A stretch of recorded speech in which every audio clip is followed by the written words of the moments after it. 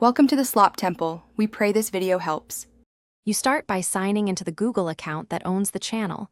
Once logged in, open YouTube Studio and go straight to Customization, then Basic Info.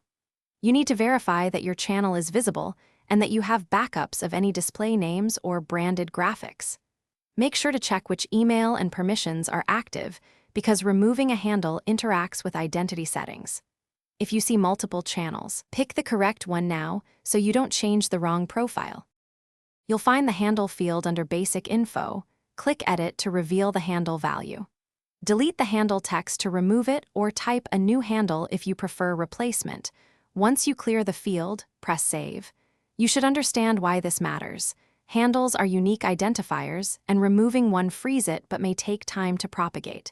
If you can't clear it, make sure there are no policy holds or verification requirements blocking edits before moving on to final checks. Once done, verify by visiting your public channel page and searching for the handle. Allow 10 to 30 minutes for changes to appear. If you still see the handle, clear your browser cache, test in an incognito window, or try a different device to rule out local caching. If the handle persists or an error prevents saving, check for account verification holds and then contact YouTube support.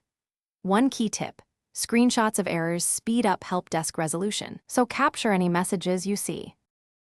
Thanks for watching. Consider subscribing if we helped you.